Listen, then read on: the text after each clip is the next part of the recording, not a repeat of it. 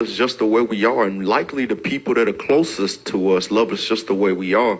But this insatiable appetite that we have for validation is ruining us as a global community. We have such a desire to be something we have not sacrificed for, have not earned, and do not deserve. So we are spending money, time, we're losing relationships, and we're also losing ourselves to keep up an image of somebody that we have not earned to become. So I'm going to leave that one right there with that. So basically, stop posting it if you don't want to be tested, because as soon as you post it, you're going to be tested. Do you guys feel like that, speaking of tested, going through learning lessons, do you feel like sometimes people are testifying before they fully have learned the lesson? Meaning that people are still, God is still in the teaching mode. You're still going through, maybe like if you're at some kind of program and you're learning something and you're going back trying to teach it when you're still a student. You're trying to testify when you still yet have come out. And sometimes I think that there are seasons where we got to get quiet and be the student, and then there's another season where you'll be the teacher. But I think people are still trying to be the... I think that everybody's not called to teach. Everybody's not called to teach. Sometimes you got to forever stay the student.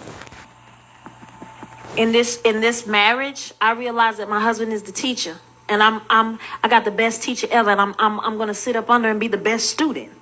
So you got to figure out what you're gonna be. You're gonna be the best student, or you're gonna be the best teacher. It can't be a bunch of teachers.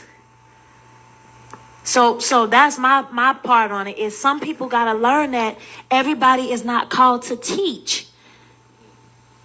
Because the question is, how long do you know that it takes to be a teacher? How long do you have to be a student to teach? How long? If you know for a fact, everybody's not called to teach. That's it. That's all. I kind of feel that one on both ends because I've been convicted of it, where I've taught on something and then realized I hadn't mastered it in my own life, and that wasn't a good feeling. It was in my marriage. It was in my marriage, like going and teaching men on certain principles of husbandry and then coming home and completely dropping the ball. There's no worse feeling than realize, like, to me, the worst thing in life I ever want to be is a hypocrite or to be false in my demonstration. I feel like the power of teaching comes from authentic demonstration. But you know what? When you got a good student, the thing about it is, I just told him, so you're the teacher, I'm the student. But I'm a good student. I listen. And so when you fall, what I do? You check me. In love. Quick, with the quickness. Yeah. And understand that, and I'm going to let you finish. Understand that the teacher's forever learning as well as the student. But you got to know your calling. You got to know your position. So in this marriage, we're still forever learning. We still argue, y'all. We still go. But we come sit down and after we go through what we go through, and we started passing this test because we used to, like, it hit us, every Monday or Tuesday? Yeah, like every Monday or Tuesday, it would be some conflict. Yeah, I mean, like, what is going on here? But that's us being tested. And I'm not even going to say from the enemy. That's God taking us through certain things in order for us to do the ministry. Preachers cannot preach if they don't go through certain things. So I'm going to let you finish, but I said that to say this. I'm a good student. When I did Broadway, I was a great student. I wouldn't have been able to do Broadway if I didn't take my rump in there and sit down and shut up and listen. I couldn't dance like they was doing the 1, 2, 3. Just stepped in. I was like, man, what is this? Right? But I was a good student. So even when the teacher left the building, you know what I would do? I would ask one of the other students who I knew was a better student than me to help me. So I just wanted to say that when he's wrong, when I see my teacher falling, I call my teacher, Professor, you wrong. And you didn't say that last week, right? I'm a good student. I don't think I can add nothing to that. Like, she killed. I think the main thing is, teachers. I consider myself a teacher, and it's a heavy burden. There's a scripture, I want to say in Ecclesiastes, man, say with much wisdom comes much grief and sorrow.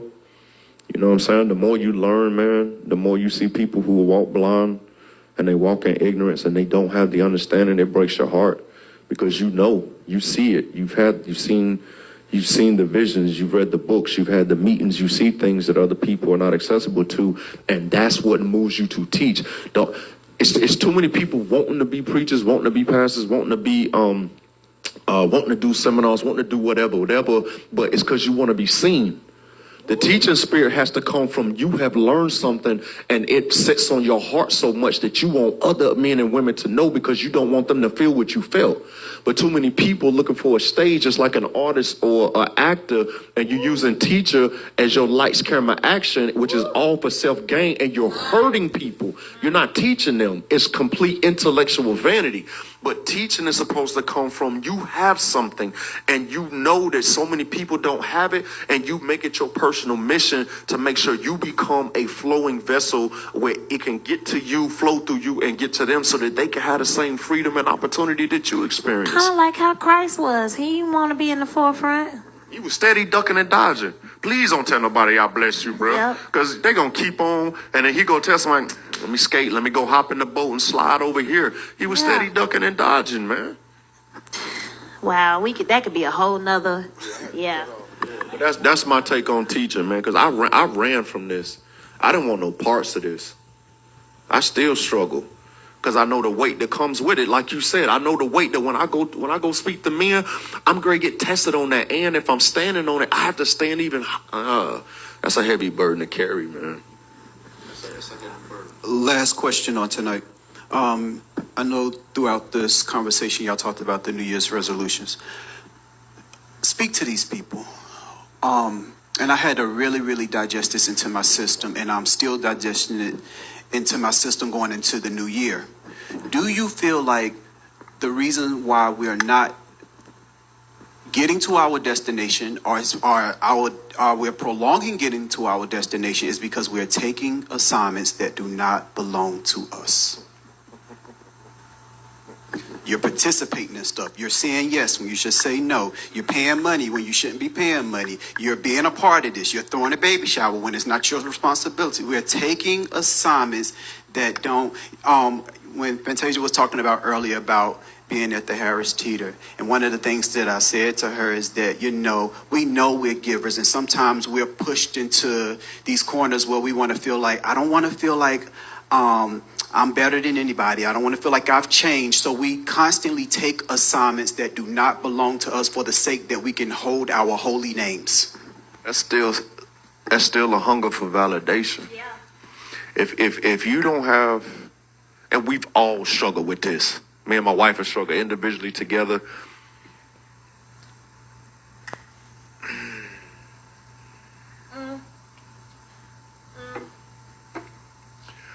Because my personal perspective is when it's of God and it's for you, you're going to stand boldly in that one position and you're going to defend yourself from everything else that distracts you from that mission. Boom. Well, wait a minute. Yeah. No, that goes back to where we first started this whole conversation when saying during COVID, if you haven't sat back and gotten silent and slowed down, because a lot of people don't see it as I'm just needing validation. They see it as, no, that's just my heart, right? But what you're doing is you're putting too much. It's almost like when we were saying what's in my cup belongs to me. What's running over belongs to you. You can have that, right? It's pushing yourself because you want to help, you want to bless. Not even that you need validation, right, but you're not realizing that you haven't gotten silent and got quiet so God can speak to you and show you what your assignment is. So you just jump on every assignment because you don't know, because you haven't heard, because you haven't sat still. You haven't sat still long enough for God to say, hey, Tawana, I don't need you to help Uncle such and such anymore, and cousin such and such, and your friend in Atlanta, and your friend in Texas, and paying this and paying that. Here's what I need for you to do. Because Tawana is just doing it because I love you, and I love you too. And let me help. Well, I got it. And you find yourself, you find yourself getting in more trouble with God, because you're trying to be God in everybody else's life. Ah, man, I couldn't even get to it quick enough. I said, what? Man, first of all, nice. Give me a kiss.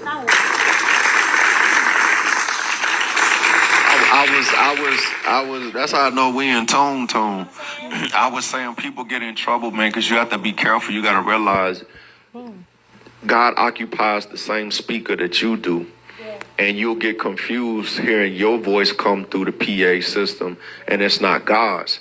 And you have to filter out your flesh and your desires and realize that two things are going to happen when God calls you. It's going to require you to be selfless, and it's going to be an inconvenience. God has never called anybody in the scriptures that I read at a convenient time, convenient place. They were all like, man, come on, like this way. I got to go talk to them. I got to go do this right now. I got to marry a prostitute. I got to go, you know what I'm saying? With the Most High, man, the things don't come in a convenient time, and it's always going to be a selfless sacrificial display of your devotion to Him. And so when you find people trying to jump on every single ministry, jump on every single train, trying to be everybody's like salvation cape hero, no, that's a people pleaser. And that's a person who has found their reward in pleasing people more than the things of the Most High. I also want to say something. I want to end. You got something else you want to say? Because I was going to end it with this.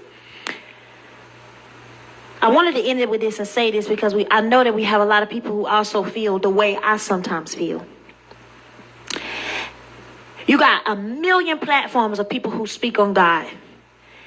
Have we all noticed that everybody has different opinions, different beliefs, different, right?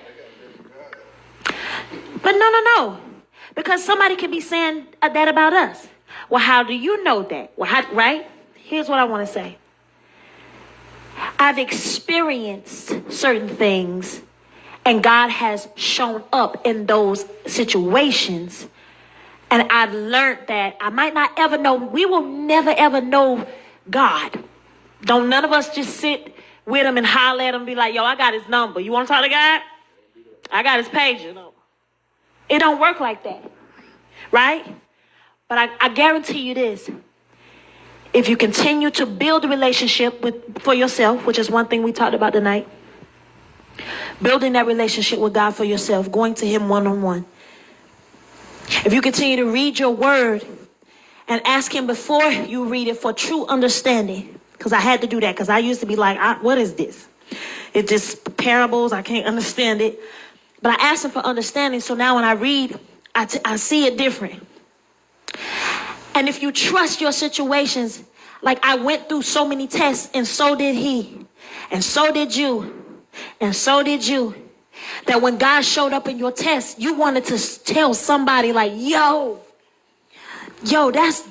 let me tell you, it's not because the preacher said it. It ain't because the pastor preached. Like, God, he showed up in my situation. And some people don't know because they didn't experience the situation that you was in. So they don't understand your it had to be God. Nobody's going to understand your it had to. You want to know why I understand it? Because I'm just like you. I went through some bad tests, and it had to be God.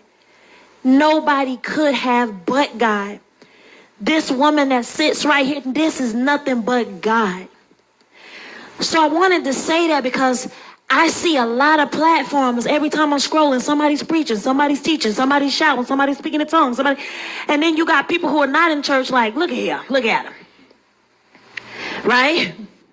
Everybody think they know God better than there's some woman out there right now watching this who really don't like me, and she feel like she know God better than me, and she's an evangelist, and I'm the one preaching every Sunday, and how could she be doing that?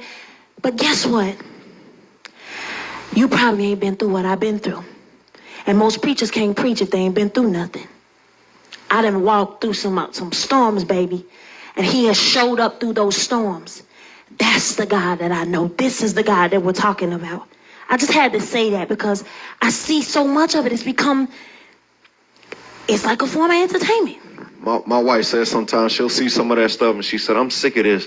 What you used to say? She said, we had to talk. You was like, this the reason why people may not want to go to church. They're making God look bad. And I was like, no, they ain't. Yeah, I say, who just because you say you represent him don't mean that he claims you. Woo. You got to understand.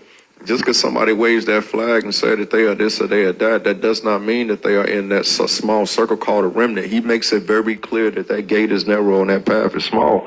And so when you see a wave going in this direction, God is usually right over here on the low, waiting.